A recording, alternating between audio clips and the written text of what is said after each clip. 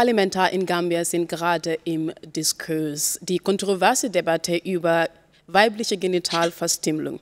Die nationalen Diskurse werden in 3 Wochen beschlossen, ob Frauen legal beschnitten werden oder illegal. In unserer heutigen Diskussion auf Nyimas Bantaba werden wir heute verschiedene Perspektiven beleuchten. Ein Einblick von Expertinnen und Aktivistinnen. Mein Gäste sind Dr. Aissatou Touré, ehemalige Gambia-Vizepräsidentin und Menschenrechtsaktivistin. Dabei auch ist Imam Babali, Mitglied des Gambischen Menschenrechtskommission und Aissatou Barry, Trainerin bei Teil. In the Gambia, lawmakers are currently debating whether to repeal a ban on female genital mutilation, which was been on the rise in recent years. Despite active campaigns to end the practice, the small West African nation imposed steep fines and jail sentences in 2015 for those who carried out the practice. However, enforcement and eradication efforts face challenges due to deep-rooted cultural practices and beliefs. In a country where cultural traditions often clash with modern human rights principles, lawmakers are currently facing tough decisions with profound implications. You're watching the Nyimas Bantaba. Thank you for joining us as we embarked on another exciting journey to understand the multifaceted layers of FGM debate in the Gambia. Together, on this 60 minutes discussion, we aim to shed light on the complex issues from various perspectives. Joining me are human rights activists, experts from the Gambia, and of course the former vice president. My name is Nyima Jadama. First, to start with the discussion, I will introduce my guest formally, Dr. Aissatou, who is currently joining us online from the Gambia, is a Gambian politician, the former vice president of the Republic of the Gambia, activist and a social reformer, a noted campaigner against female genital mutilation. She became the first female Gambian presidential candidate in 2016 before dropping out to endorse the current president, Adama Barrow's coalition cabinet. She also served as Minister of Health and Trade. You're welcome, Doctor. Thank you for joining the Nyimas Bantaba to discuss this important topic. Thank you very much. I'm pleased to be here to speak at the Nyimas Bantaba. It's a great honor. Thank you. And my second guest also joining us online is an Islamic cleric. Imam Babali is a scholar and human rights activist. He is also a commissioner at the Gambia Human Rights Commission, who actually started his career as a teacher and later assumed the role of imam at the Kanifing Estate Mosque. His diverse skills include training as an engineer. Commissioner Lee also served as a member of the Hajj and Umrah Commission until the early 20s. He was among the founding members of GAMCO-TRAC, a human rights organization fighting against harmful traditional practices, including female genital mutilation. Imam staunch support for the rights of the ordinary people, and his outspoken during the regime of former dictatorial president Yahya Jammeh landed him in prison, where he suffered severe torture. He later lived in exile in the United States of America and returned home in 2017 to advocate for the rights of the underprivileged and the minority of the oppressed. And finally, joining me in the studio is a renowned activist for female genital mutilation, early and forced child marriage. Aissatou Barry is also a trainer with Teil. More about my guests and their work, and of course, the topic on female genital mutilation on the discourse, the current ban. You will get to learn more on Nyimas Bantaba. So, Doctor, as I said in my introduction, currently is a great discussion or debate going on in the Gambia regarding the ban on female genital mutilation, whether it should be illegal, legally banned, or illegal. Could you actually tell us what led to the rise to this discussion? Because obviously in 2015, it was legally banned by the former president. And all of a sudden now, it has become the national discourse by the national parliament. What led to this? Thank you very much for that question. The context that led to this is as a result of efficient and effective monitoring that GAMCO, which is the leading organization fighting to end FGM in the Gambia, decided to undertake as part of our normal administrative strategies, going every quarter to visit communities, regions, to see what the situation is. And on the 16th January 2023,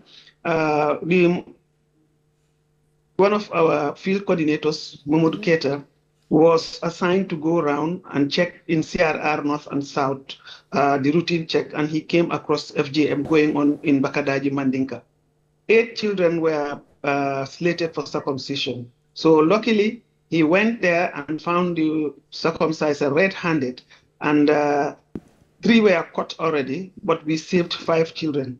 Therefore, the office was alerted, and we decided to call the child welfare officer at the Kuntaur Child Welfare Officer Center at the police station, who came to witness the situation, and the case was taken to the police. This was the reason why this crisis is coming on. That we went to court. The court, the government played its role very well, because the Inspector General of Police took up the case, and they were fined. They were found guilty and fined. And then when that sentence was passed, one Imam Fati came out together with some religious, some National Assembly members, saying that the law should be repealed, that this is our culture, that is a religious injunction. So this is what brought the debate. And since then, it has brought a very bad saga and a very bad name for the Gambia, and human rights activists from different parts of the country and all over the world have raised their voices, because this law was to protect the children since 2015. For the past 10 years, it was not applied. Now, when we got a case in the field as the leading organization and it was taken to court, it sparked up this, and this is where we are right now. The discussions are going on. You have the National Assembly members now have taken the case. We have gone there twice, and now they are consulting with the different organizations. We were asked to present a position paper, and different other actors were asked to do the position paper. And by this month, July 4th, there is going to be a presentation of the report to the committee. A committee was selected. Now they have consulted everybody, and the report will be presented. From there, on the 24th of July, the third reading will be done. And maybe after the votes, we know what is going to be the outcome. This is where we are right now. So it is the effective application of the law that has sparked all these things, playing on the ignorance of the women. The National Assembly members were playing on the ignorance of the women, feeling that when they say FGM must continue, they will maintain their seats. This is the thing. And then it is wrongly associated with Islam. And I am very pleased to have the erudite Imam Babali to clarify the religious perspective. We are already aware that it is not a religious injunction. If it was a religious injunction, it would never have become a law in the Gambia. But it's very clear that it's not religion. There is no authentic hadith that is talking about it. And therefore, that was why it became law. And the law is about protection of the rights of the young children who are innocent, and the best interests of the child should be put in place, because the Gambia has signed all the conventions, all the protocols that protect the rights of women and girls, particularly the Maputo Protocol, CEDAW, the Convention on the Rights of the Child, the Convention Against Torture, and so many other conventions that gives it the legitimacy and acts the primary duty bearer to protect these innocent girls from female genital mutilation. And we are calling for zero tolerance. There is no negotiation about that. Thank you. I'll just take it from where you stopped. There is no negotiation about that. We're calling for zero tolerance. However, the debate has been going on for the past 2 months, I believe. And the question is, like you said, it's not anything to do with Islamic injunction. However, they are saying it Islamic, is cultural, is traditional. And like you said, we're glad to have a religious scholar who knows more about this and would tell us, Imam, what is the conflict between, the saga of FGM being Islamic or being non-Islamic, or it is just a traditional belief? Well, thank you very much, Nyima. Uh, I think it's have been clear beyond doubt that this practice has been here long before Islam, before Judaism, before Christianity. And it has been proven beyond all doubt that this practice is very much harmful and deterrent to the health of our women, especially the girl child. It has been discovered it caused a lot of harm, unnecessary pain, at times life itself. So if anybody is associating this practice with Islam, I'm sorry for you, then you don't know what is Islam, then you don't know what religion is for. Because religion is all about enhancing human life and protecting life and properties and promoting the welfare of humanity. This is all about religion. And all religions unanimously agree and respect this point that I have already counted. So it's very unfortunate. It's very unfortunate those who are in favor and supporting this practice are so adamant to their ideas. They are not ready to see the fact or to accept the reality. Because if you are following the Gambia these days and weeks and months, you will see the OIC conference took place in this country. And what happened is the OIC make a declaration, a very clear one, that female genital mutilation or female cutting or whatever name you call it is, out of Islamic practices. That's one of the reasons why it is banned all over the Muslim countries. There is no Muslim country in the world that recognize it or practicing it. So being the case, those who were advocating for it, they feel being ashamed and they feel they are losing the grip they had within the society and the kind of, I wouldn't call it popularity, but I would like to call it to be so notorious of these harmful practices. They feel ashamed, they feel being isolated, they find themselves out of the ring. Now, for some reason, they want to come back to the ring. They are fighting tooth and nails to come back to the ring in the name of female genital mutilation, in the name of Islam. And beyond that, they have their own agenda. Their agenda is far bigger than female genital mutilation.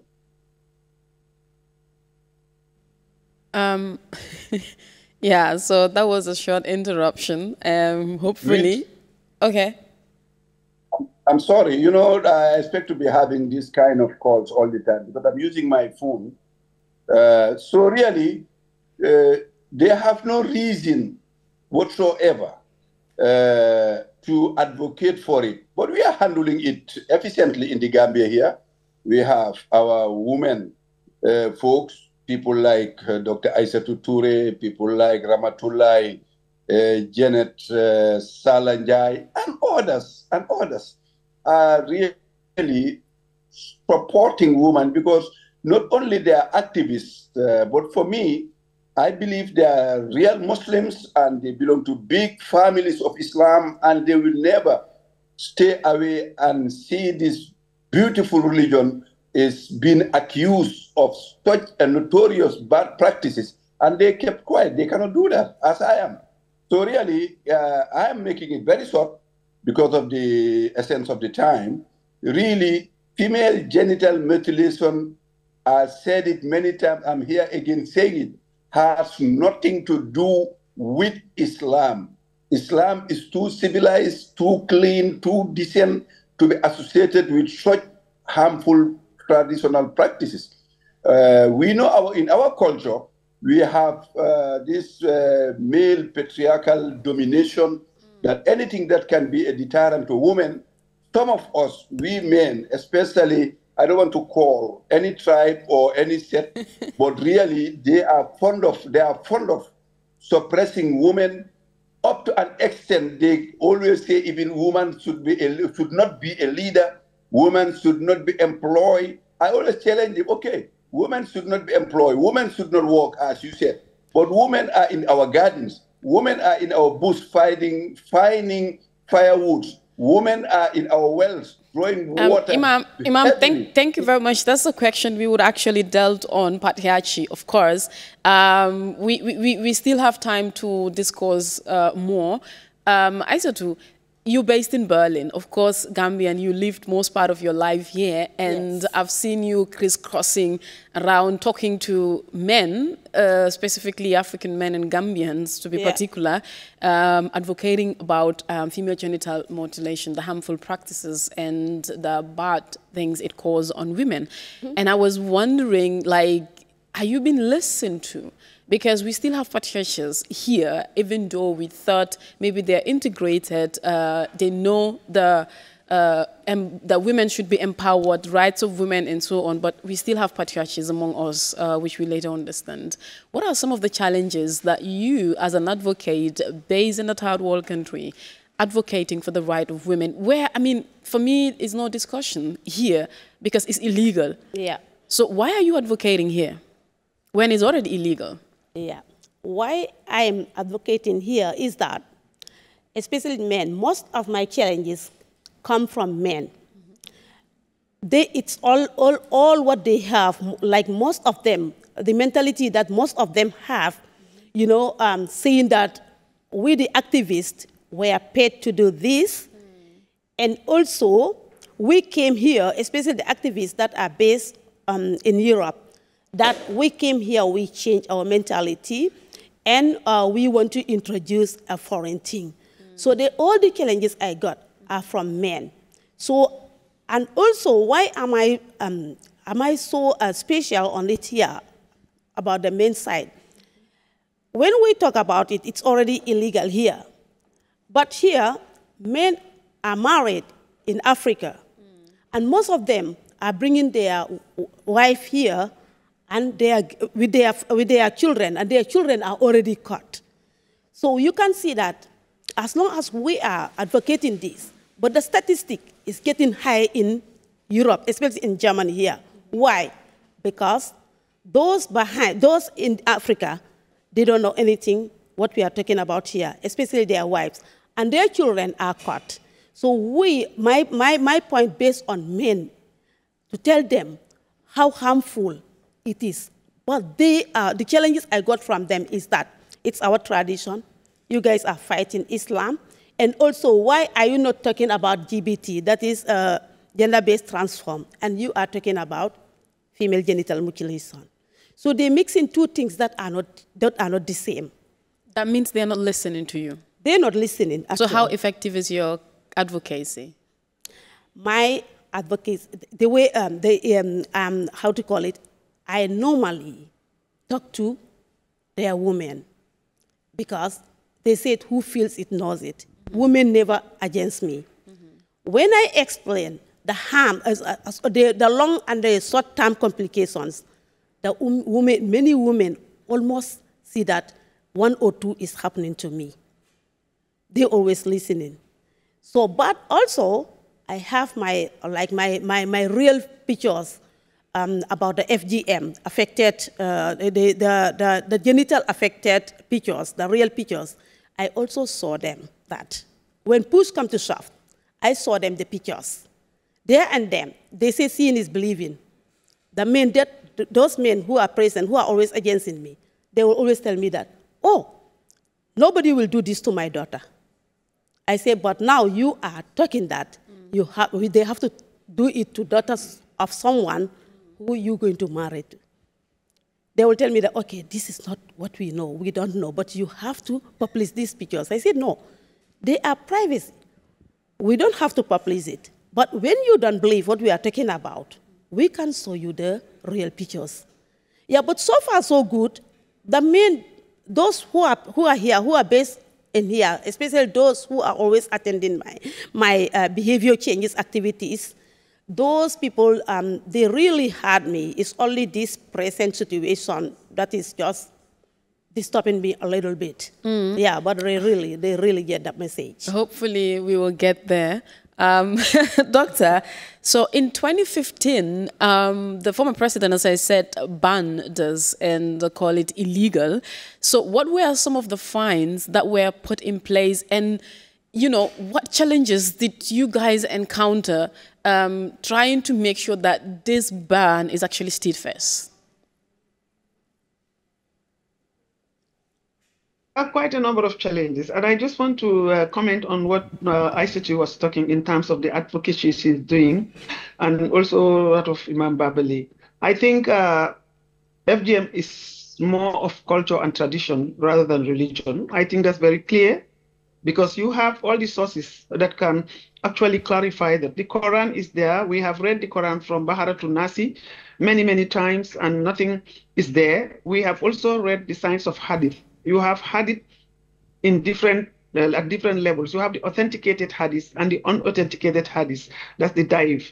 Now, we have not found in any evidence in the research that have been done to find that there is any authentic information from the Hadith that FGM is done. And there is also no evidence that it was done to the Prophet's children or to his wives or so on. So that is very clear. So the issue of Islam and religion, FGM, and any other religion, as Mabali said, predates, the practice predates that. That's clear. Now, when you're getting into patriarchy, you know, it's about male dominance. And you find that patriarchy, the gatekeepers of patriarchy are women. Because if you are circumcised, what you go through, the type of education that you are given in the chamber, and what are some of the things that they expect you to do as a woman, is all preserving male dominance. So the first thing, like she said, it is important to educate the people, create awareness, empower the women and men who care, because I was able to protect my children because my husband came out to say, I'm Mandinka, I have 3 daughters now, and I know they are likely to be subjected to FGM. I want to inform you that I'm going to protect them, and I want you to join me in the fight as a medical doctor. So getting knowledge and being empowered is something that one has to consider, and that men have a very key role to play because they are the main key decision makers in the household. And whatever they want in the household, in most cases, is what stands. So the role of women, it is important to get the role of men is very key here, and we must ensure that they are also part of the education process. The women only do the bid, so they are very key because it happens to their bodies. In our many years of advocacy, I have not seen any woman that resisted us. When we enter the first time, the first resistance is said, but when we enter and give them the evidence, and sometimes by having that close women's space alone, the evidences that we bring and show them, everybody sometimes identify with one problem or the other. So to convince the women, once we have the space, it's very easy. And the changes occurred because the women came to realize that FGM is one, not a religious injunction. It is culture, but culture changes is not static. It's on a continuum, and all cultures have been changing, and therefore FGM can change. And that is why we got the law in 2015. After we have made some targeted advocacy, sensitization, awareness raising, and consciousness raising among different target groups, especially the ex-circumcisers, women of reproductive age, imams, chiefs, young people, mothers in and out of school, young girls in and out of school. So the heightened knowledge about the issue, looking at it from a human rights perspective, from FGM and religion, FGM and women's rights, FGM and children's rights, FGM and culture, FGM and its economic implication, and also how it affects the bodily dignity and integrity of women and girls, we were able to come to consensus using culturally relevant strategies that made everybody to call for the law. So the law was a popular call. It was not imposed on the population. And the former president, despite the challenges we faced with him, because he imprisoned us, he detained us, myself and Ami Bojang, including Babali, and many others who were also arrested because of the fact that we are talking about it, saying that it was religion, because she was being misled by Imam Fati. Yeah. Now, when he came to realize that it is not true, that this is what, there is no religious this, he stood up to say that I am going to make sure that they ban this. And because he's aware of the fact that the Gambia is a signatory to all the international conventions that protect and promote the rights of women and girls, he decided to come. So we wish to congratulate him for that, for taking that stoical and leadership responsibility, even during the time, during his dictatorship, to ensure that the law was in place. What challenge are we facing now? having come up to now, after 2015, there was no case that was taken to the court, because I believe there might be challenges of one. Some of the NGOs who were left to do the advocacy on the ground were not reaching out effectively in the field, and therefore maybe the resources were not there for them to go, and that affected people. And once you have people who are right in the hinterland, who are in the rural areas and hard to reach areas, they are not seeing anybody, and habits die hard. Some of them decided to do. So monitoring is very key. Follow-up is very key. At the same time, also trying to find out, and that's what Gamco Trap does. Gamco Trap is not sitting down in Banjul or Greater Banjul to say, this is my headquarters, so we are stopping. Yes, this is the headquarters because we want to be where planning and access to resources are. But then the people who matter most in this issue is those who are practicing it on a daily basis. These are the people we have to be with, we have to stay with, we have to sing with, dance with, and educate each other and learn from them. How do we? And that was why Gamco Trap was very instrumental in making sure that the law was in place, and the government also played a key role in supporting this process. So the challenge we are facing now is the National Assembly members and the so-called religious scholars who are making misleading. And the sad thing about it, the challenge is it's misleading to talk to a population who trust you, telling them that this is in the Quran, when there is nowhere in the Quran. I have told them, if you see it in the Quran, tell me, I will close Gamco Trap and I will stop the advocacy. But there is never a time when they came, and this is more than 20 years ago. Now, they have been politicizing women's bodies.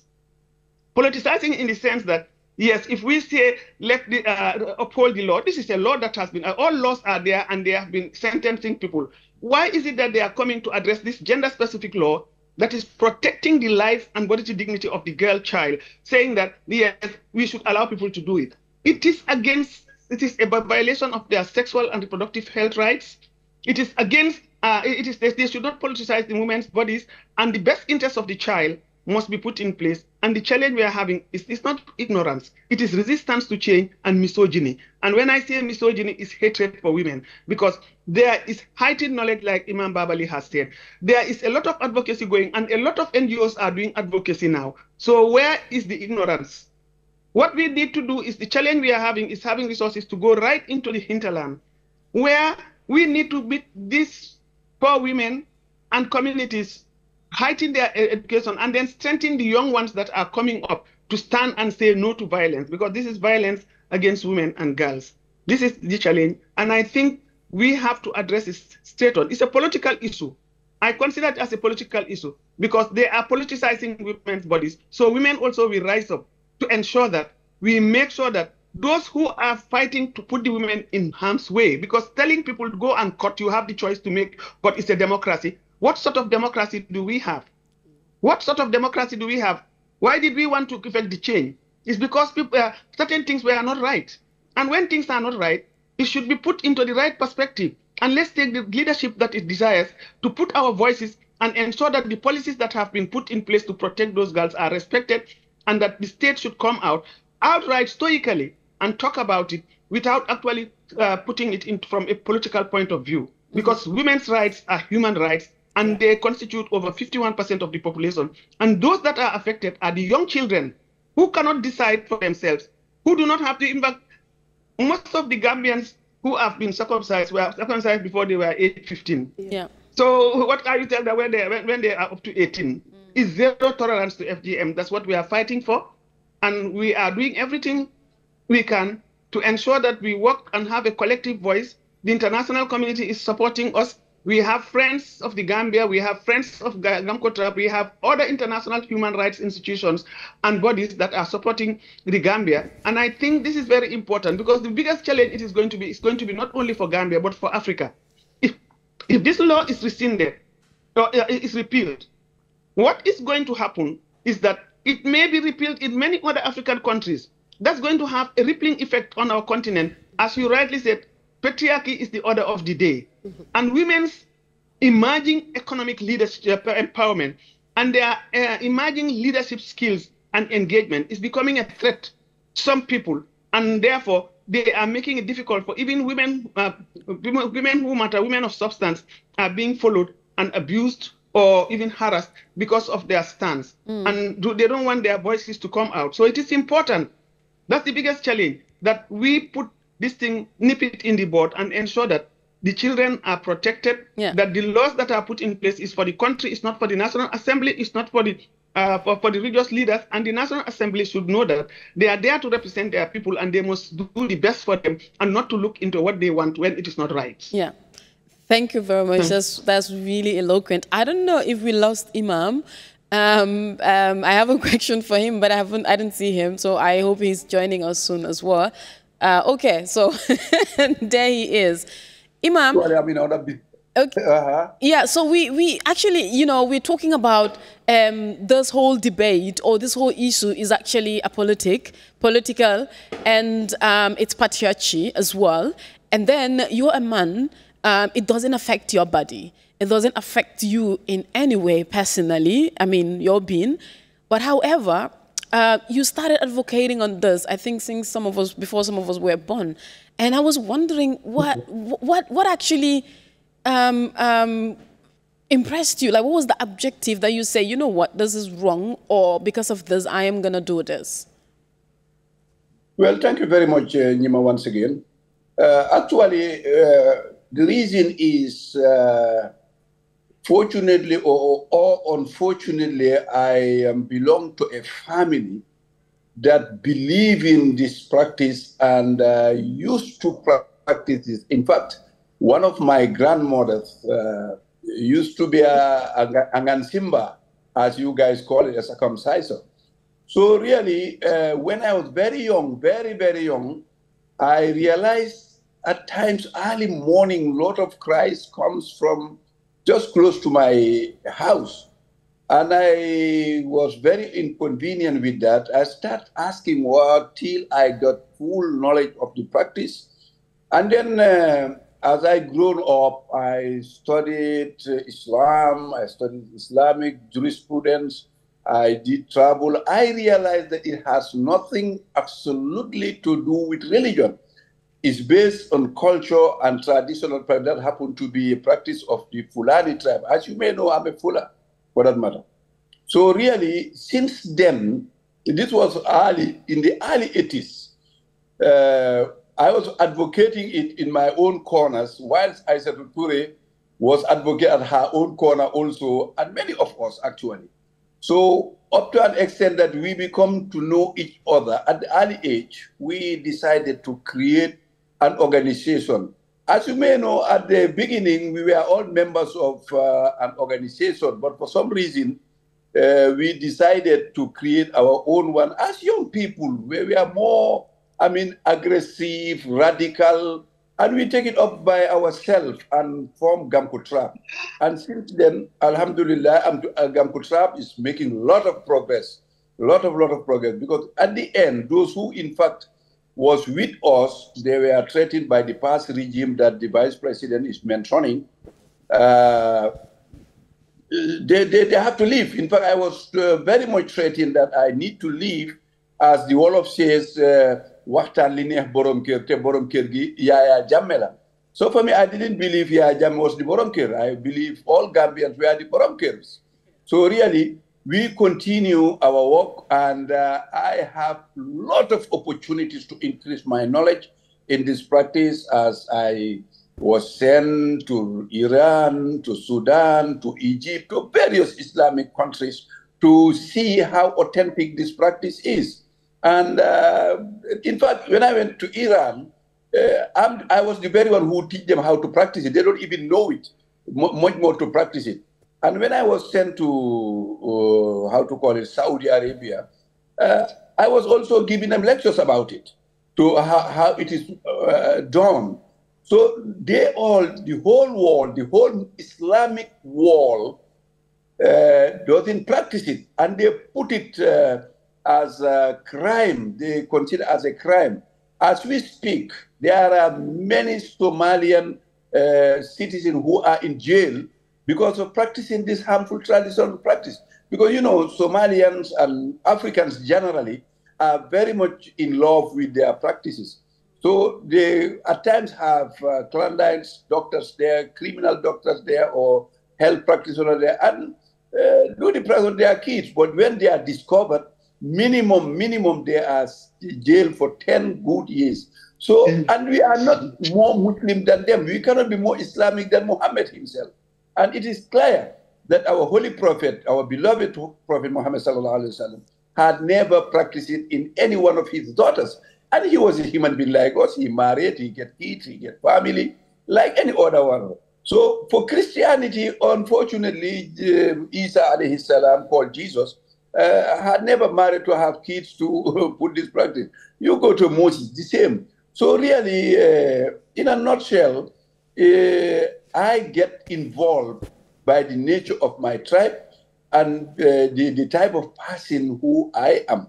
And thanks to GAMCO Tribe, UNFPA, and all the organizations that used to give us the necessary support till we are where we are today. And Imam, at the same time, I'm urging them. But Imam, I'm not cutting you short. Critics says you, including Doctor, and so many activists that are currently advocating for this, are doing this for self-interest. Forgetting that perhaps most of the activists, women, are survivors themselves. I have watched read interviews. I mean, personally, I've had interviews with you when I was in Gambia. You stand stunned that this is non-Islamic. However, the other part, oppositions would say it's Islamic and you are doing it for your interest because you were paid, because you were traveling for this, like Aissatou Bari is saying, especially if you live in the third world country. Doctor, you and Ami Bojang, Auntie Ami, were arrested and jailed for, they said you embezzled money or you get funds from Spain to advocate for this. All of this happened. So now the thing is, are you being critic for your own self-interest, or are you advocating to protect the girl child in the Gambia? Thank you, Nyima, once again. Well, I will raise my hands up. I had never been accused of being bribed in any case, and I have been on control of a lot of money, which is bigger than what they are talking about. Look, I'm a very hard-working individual. At my age today, I'm still active, alhamdulillah, doing the necessary work that I need and I can do, and I'm doing it perfectly. So in terms of accusing me that I'm doing this advocacy for my own interest, yes, for my own interest, but not for financial interest, for my own interest, because my interest is to get a healthy society. My interest is to get women free under any control or domination, male domination, or, life-threatening practices in the name of religion. Yes, it's my own interest because it is my duty and responsibility to make sure Islam had the good name that it deserves. Yes, it's my interest, but not for money. And if it is for money, wherever I go with those who are in favor of it, and we are paid per diem if it is outside traveling, or we are given some token of money as participants or resource person. And the amount I'm giving is the same amount is given to Abdullah Fati, and he receives it, is given to Ibrahim Jeju, and he receives it, and we all receive it. That kind of, professional resource people or participants or traveling. So I don't understand. Let me tell you, I can raise my hand up in the Gambia and outside the Gambia. No one can bring me down as far as money is concerned. I was qualified as an electrical engineer and I worked for 25 years in this country. And there was a lot of funds under my control. I had never been pointed for that. I have been a commissioner of Hajj Commission, and a lot of funds was under my control. I used to take 2,000 people to Mecca without being accused of any single penny. I used to run the Olympic Travel Agency as a company, and a lot of funds were given to me to go to Saudi and to hire hotels, and nobody has asked. Even my wife, some of them, like one of them is working, is in America, still give all her money. Nobody had ever say Baba has taken my look. I am very rich. Ask me why do I use this word? I am very rich. Why do I say it? Listen to me. Because our holy prophet taught us how to be very rich is to be contented with the little thing you have. Yes. I have little amount of money. I have little facility, but I'm very much contented with it and proud of it and enjoy it very well. So that contenticity. Yes, Imam, we have less than 20 minutes and we have a couple of questions to go. Aissatou, you're in Berlin and the debate is, so we have two Aissatou. Of course, I said doctor. So this one is for Aissatou Bari here. Commonly known as Ma. Ma, okay. So, you know, the debate is going on in Gambia, and I've seen you going online, talking about this, talking to guys, and I've seen you receiving insults and so on, and I'm like, okay, let me enjoy from my own corner. You know, how did you feel knowing that the Gambia has actually is going through a debate, a national discourse for that matter? They've declared a day to call it a national discourse. I was shocked, and I was like, this is interesting. A whole country has declared a day. They call it a national discourse to discuss about a part of my body, either to cut my clitoris or not. Like, so I was like, what is going on? How do you feel? And why do you think, okay, I should add my voice as well to what is happening in Gambia, not just to advocate from here? To be candid enough, I felt so disappointed seeing my country going backward. People tried to step forward. We did everything. People like Auntie Aissatou, when they were working on this, we were very young. So we've seen that they did everything. Now we are just to reach our goals, and now they're taking us back. And even me here, it affected my work. Why? Because those who stand with me are the one who turned against me after hearing that it is Islam. When Imam Fatih came and talked about that it is Islam that says it. After that, my first behavior changes with my community. I've seen changes in almost all of them. Okay, now, they forgot about the harmful, how it is harmful or any other thing, but since it's the Islam that says that we have to do it, we have to do it. Now, I forgot everything about FGM and the harmful thing. I turned to Ustaz. Yes, I went back with them to the Quran. Yeah. So they were telling me that, but the Imam was quoting from Surah Al-Baqarah, saying that we have to do it. I told them, did you know did he also translate it? Because I had that. No, but it is there. I said, what did this surah say? This surah was saying that follow the religion of Ibrahim. Ibrahim was not a Musrikin. Ibrahim was not a Kufar. I said, so that means that we have to do it. I told them, okay, can you, just as Auntie Aissatou said, can you just tell me the authentic hadiths from the Quran? And these are those who call themselves like, they finish reading the Quran, reciting the Quran. I have to recite the Quran with the translation 3 times to 4 times I did this. I told them that I haven't seen anything there. If at all that is it, then I will also put down my pen. I will never talk about this. But why am I talking about this? Is that I want us to protect the future generation. So some people, because of my surname, Barry, they think that I'm not caught. This is why I'm talking about. I told them that my mother is a Madinka. I was caught. Of course, I'm type 2 FGM. I told them that, but I've seen how it affected me and how it's affecting others. I'm a trainer. I'm also conveying our people here to the clinic. The clinic that the Germans opened here, sponsored by Codre Stella, like the Senate. So many women will come to me. They will discuss with me their genital parts. It's so unfortunate that our people feel shy to talk about their genital problems.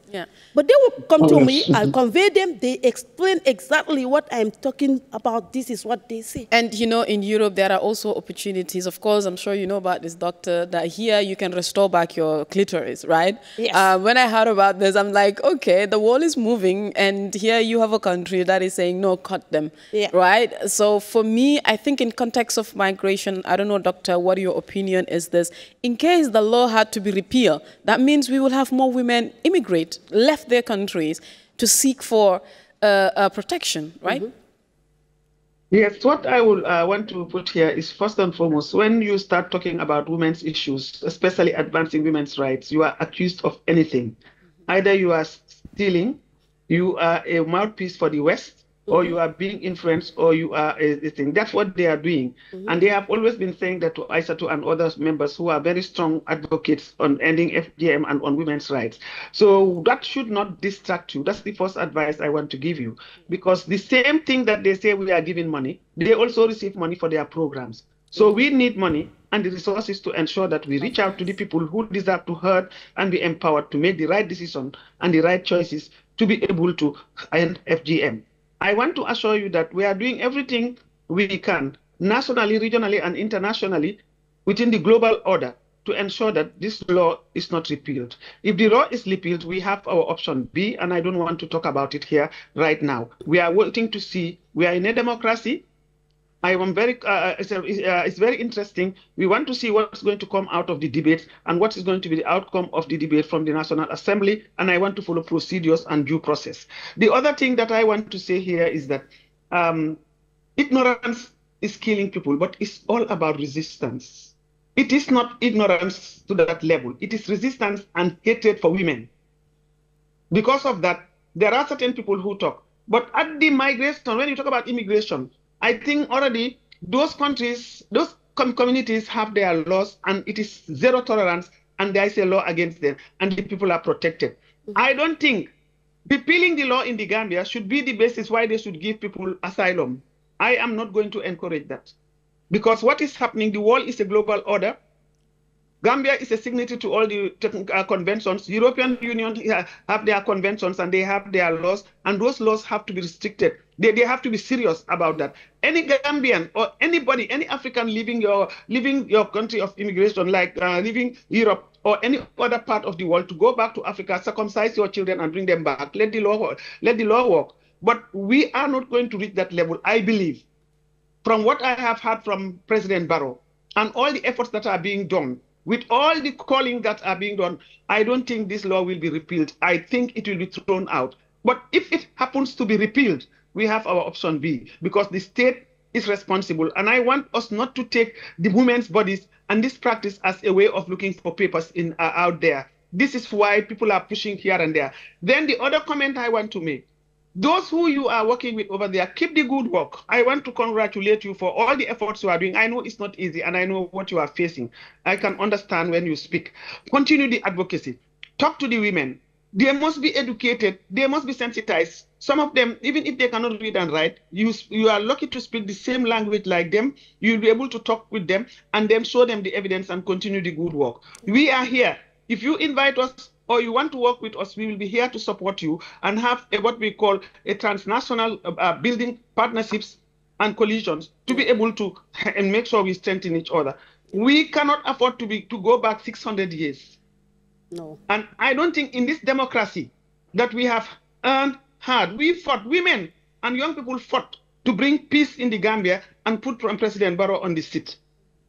The whole world knows that. So women deserve more. The girl child deserves more, and people deserve better to be able to make sure that the laws that have been put in place are not rescinded, because people come and go, but the laws will remain, the country will remain. So every leader or every individual should try as much as possible to leave a legacy you will be remembered for in terms of progress. And we cannot afford to go back. Women's rights are human rights, and we must continue to do so. All I want to appeal is let the support be given to NGOs that are genuinely working and are raising their voices and help. Don't care about what they are telling you that they took you to prison. Everybody knows we've won that law. We've won that case. It has nothing to do with what we were accused of. We were acquitted and discharged. There was no case against us. They wanted to silence our voices because we were very vocal. We are very eloquent in advancing women's human rights and talking about human rights issues, and we will never go back. We will continue to do so. It's political. Thank you very much. Human rights are human rights. Thank you very much. Apropos human rights issues, Imam, you work with the Gambia National Human Rights Commission, and I was wondering, are there any steps that the Commission took in terms of protecting the right of women in this matter or on the current ongoing debate?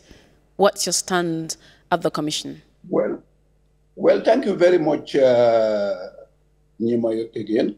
The National Human Rights Commission has taken it as its own responsibility and made very clear, not only by press conferences and interviews, but they also engage the parliamentarians responsible for human rights. And we have so many meetings, discussions, and hopefully, we have won their minds. You see, as just Dr. Toure rightly said, we don't think if this law will be repealed.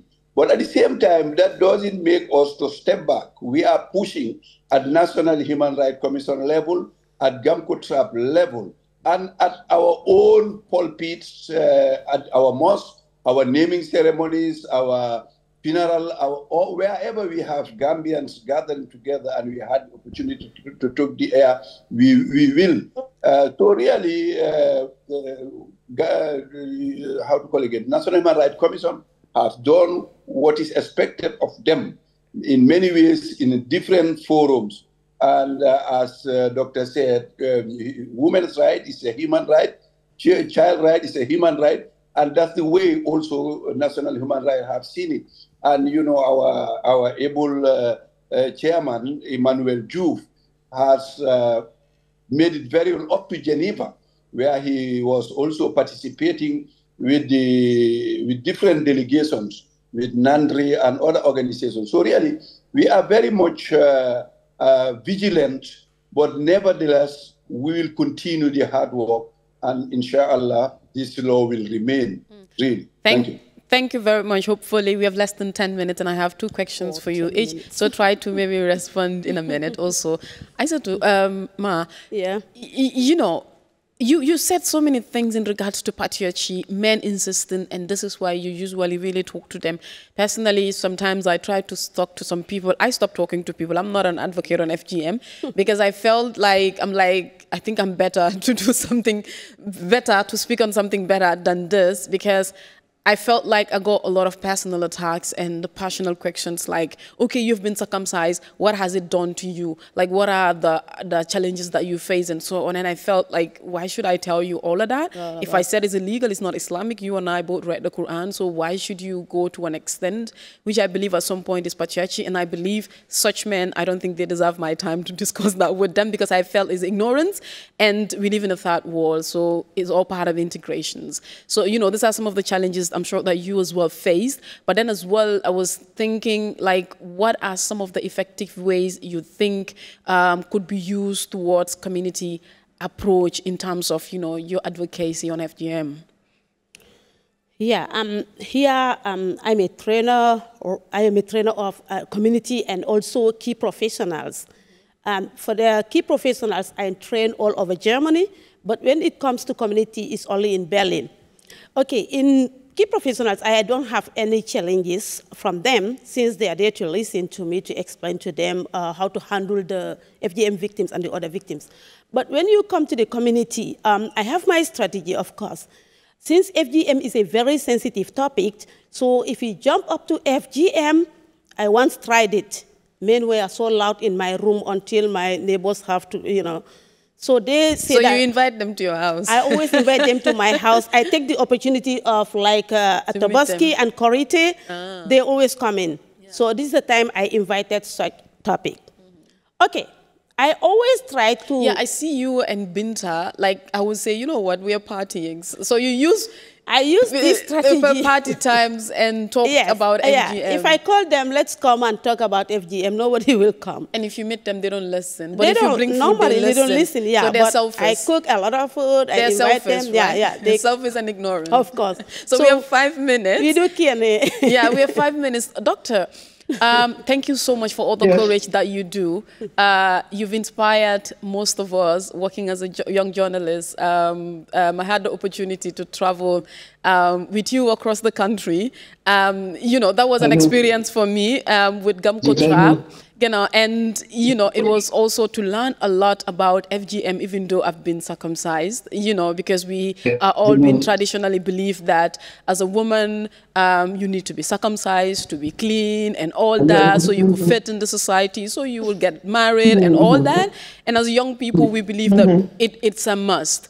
And then I was wondering, and then from activism to politics, being the first Gambian female presidential candidate. We've never heard that in the Gambia. I was like, okay, well, she got to this, but all of a sudden you backed out. Was it still patriarchy? Was it still politics? Was it still ignorant, men being ignorant that women should not be leaders, as Babali said? Like, what was the motive, and how are you overcoming all these challenges to a level of being a vice president? That's a very good question that you asked, and I think I will answer to you honestly. I came out because I felt I'm a citizen. I have all it takes to lead the country.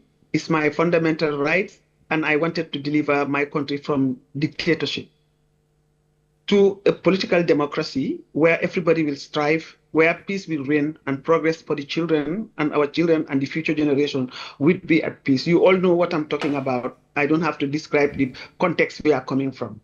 Now, I did not come out just like that. I came out because it was absolutely necessary. And I thought it was important that after many years of the existing parties were trying to engage in politics, and they were never able to change. They did many coalitions, they did everything, and there was no change. Either they go halfway and then they all go back to their parties, betraying the expectation that the country had. And I said, I think it is high time that I go in and let's make sure that we actually effect change. That was the primary aim. So I declared my candidacy, and I went on a very important campaign because I felt I was relevant and I have something to deliver. So when we came to the point where we realized that all of us cannot win the game, and this was a very entrenched political leader, and I decided to say, look, of course there were some subtle resistances because it was like a shock. I came out as a dark horse, and you're like, a woman is coming. And you know what the perception is about a woman. That is not what discouraged me. What I did was to make strategic decision that I wanted the Gambia to be free from the shackles of dictatorship, and I want to make sure that we win the thing. And I said, okay, if I am not going to be given the opportunity to lead, and my condition was I was going to lead for 5 years, try to put things in order and allow the political parties to come and vie, and then I will leave. That was what I wanted because I wanted to save the country. Then when I realized that that was not forthcoming, I decided to say, okay, let us agree and choose any one person, whoever you choose, I'll be ready to follow so that we win. Because if we are fragmented and looking at the winner who takes the goal, even one vote was in it, and African leaders with that power could not have missed that. I decided to say, okay, I'll bring in my constituency. I brought in women, I brought in men, and I brought in a lot of institutions because people were really, they believe in what I'm coming out for, and I also had followership. But that sacrifice for the Gambia was what I wanted to do. It was not about me or power. It was about saving the Gambia and saving the future of our young people and the children who are going to be born so that we don't relapse into a war or bring the dictator back and then you have more crisis escalating. So that was the ultimate reason why I did. And in my joining the coalition, I wrote a paper, and I think that paper is still there. What I wrote, if you go back, you can see. So this is what is positive leadership. It is not about power. Power is important, but at that time, it was not about power. It was about saving my country. And I did that out of full heart, and I'm happy to have done that because the Gambia at least was able to have a democracy. We were able to have a peaceful election, move forward, and the Gambia is where it is because of that sacrifice. And women because a lot. Young people and because of that, we've had one or two other women come out to say, "I'm going to be president." Many, Doctor, do you foresee a female leadership in the Gambia? Well, of course, absolutely. What is going to happen? President, I mean, with the power of patriarchy and ignorance going through men. Yet, well, I came out in the midst of patriarchy. Right in the midst of patriarchy, and there are many Aisatutures who are going to come out. Now, all that we need to do as women is for the women to support a woman who can deliver. If a woman comes out and says, I want to come out and you see that the person has all it takes. Let us all galvanize, because women constitute about more than 57% of the active voters in the Gambia. 57%. You know, you need only 51. So if women and men who care support women, and it is high time women are given the field, are given the chance to do, because they've been supporting men genuinely. They have been supporting them and doing everything. So when a woman comes there, it is time for women. And if you listen to this, the general, it's time for women. Unfortunately, the future is woman. Unfortunately, it is time for women. Unfortunately, I have to cut you here. We're like above our time. Thanks so much, Doctor. Thanks so much to my esteemed guests for your invaluable contributions to these important discussions as the Gambia grapples with the complexities of female genital mutilation debate. Let us strive for dialogue, as we just do, understanding and meaningful action. Together, I believe we can forge for a future where the rights and dignity of every girl child are upheld.